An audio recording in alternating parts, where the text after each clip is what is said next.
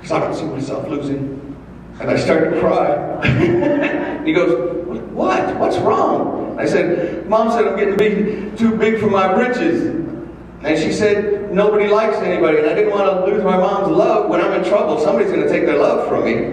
And he said, don't quote me on this. He's being quoted now. One time, this time, do not listen to Mom.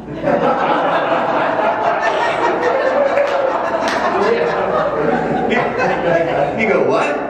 Not listen to Mom. You are right where you need to be. Just keep believing that. If you don't see yourself losing, you're not going to lose. And I went undefeated that year, and I took city in Omaha, Nebraska in the 8th grade. But this is where the lesson comes from. Because Donna said, what are you going to talk about next week? So I get some music together. And I said, you know what Reverend Janine and Reverend Nicole and David's been talking about? The law of attraction? It's perfect. It's wonderful. They're such great tools. But what if you don't feel worthy of it? What if you don't feel like you deserve it? What if it's great for everybody else, but not for you? Because I was really feeling that way. Because we all know the law of attraction works 24/7, 365, all the time. Whatever you're vibrating, that's what you're attracting. So it's not like you can disengage, because I don't know how it works. You're engaged, whether you want to be or not. And that's when I said, I'm too big for my britches. And then I heard that, and that's when that wonderful song came. That's good inspiration. So this is where the lesson is. This is where the lesson is for. I had to remind myself, and then we're hopefully reminding you, or if you've heard this before, you need to be reminded again anyway. We're always going back to the basics. It's not us. Matter of fact, Donna said, man, that sure sounds like that Mandela in honor of speech. And I went, yes, it does. Some of you may have heard from Marion Williamson. You can hear it again, because it's perfect. And I memorized it, but I don't want to stump on any words, because the words are chosen perfectly. Our deepest fear is not that we are inadequate. Our deepest fear is that we are powerful beyond measure. It is our light, not our darkness, that most frightens us. We ask ourselves, who am I to be brilliant, gorgeous, talented, and fabulous? Actually, who are you not to be? You are a child of God. Your plain small does not serve the world. There is nothing enlightened about shrinking so that other people won't feel insecure around you. We were born to manifest the glory of God that is within us.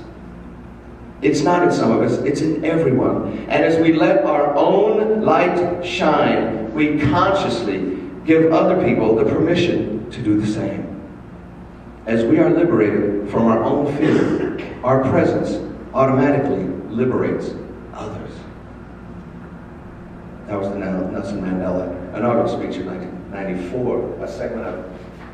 Which is funny, as I read that, it's funny to see what's happening in the Middle East, huh? As one country liberates themselves, somebody else goes, hey, we're going to liberate ourselves. And so, the focus of today's lesson, or the meat of it, I'm a vegetarian, what did I say meat for? is the I am. To me, if we get started in our power of the law of attraction, if we start on the foundation of coming from the I am, and we recognize and honor who the I am is, then our vibration starts at its highest level. And whatever happens from there is going to be positive. It's going to grow. It's going to be positive. We go to Exodus 3:13. But Moses said to God, if I come to the Israelites and say to them, the God of your ancestors has sent me to you, and they ask me, what is his name? What shall I say to them?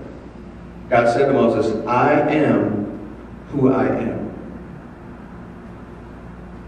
The Lord and God of your ancestors, the God of Abraham and God of Isaac and the God of Jacob has sent me to you. This is my name forever, and this my title for all generations. I am. That's how he was told to refer to God, as the I am. Oh, we might jump part. The I am. Those are very powerful words. Is it any coincidence that in the Bible, Jesus refers to the Father as the I am, and those are the same two words that we use to refer to us? Those are very powerful words. And if you want to feel the power of those words, substitute in another word. It is my essence. It is my nature. It is my nature to be positive. It is my nature to be prosperous. It is my nature to be healthy. It is my essence to be successful. Or do it the other way. Success is my will, is God's will. Prosperity is God's will. It just doesn't work. It just doesn't sound right to my ear, and I'm sure not yours, that weakness is my essence. Sickness is God's will for me. Hopelessness is God's will for me. That just doesn't sound right. No, no, no. I am. And in the reading, I thought this was wonderful. I never would have thought of this. It didn't come from this book, from another book. Any of us remember the third commandment? Thou shalt not take the Lord thy God's name in vain. Anybody else? We thought it was about cussing, right?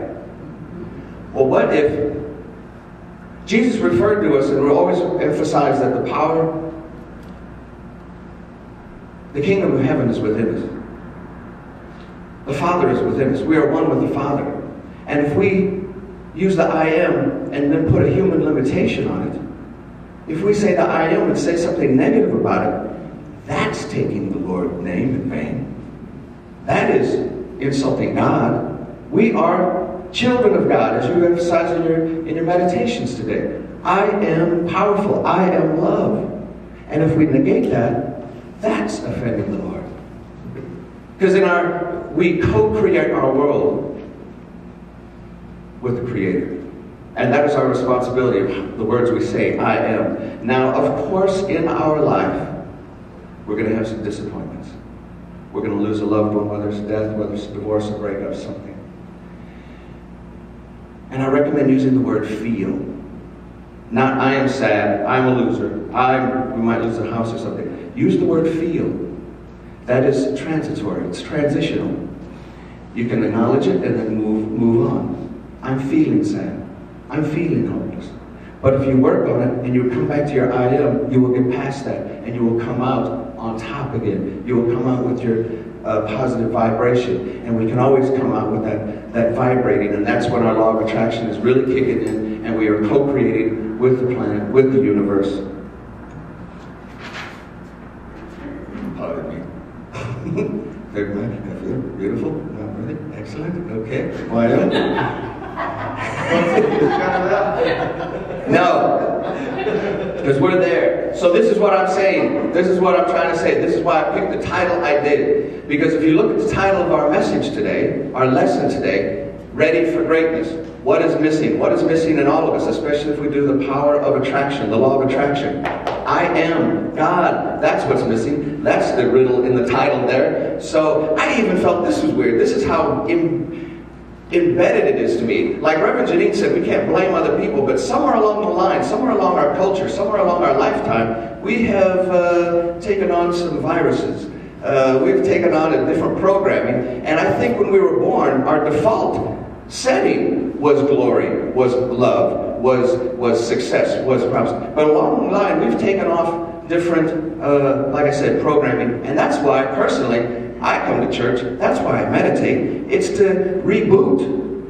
It's to remind ourselves that I am love. I am successful. And so even when I was writing the affirmation that we will do in a little bit, the last one I wrote is, I am ready for greatness. And I got to tell you, before I sent that Sue, I went, ooh, you've got the nerve. And I went, stop it. I am ready for greatness. And so it is. So that begins today's lesson. Shalom, everybody. Thank you very much.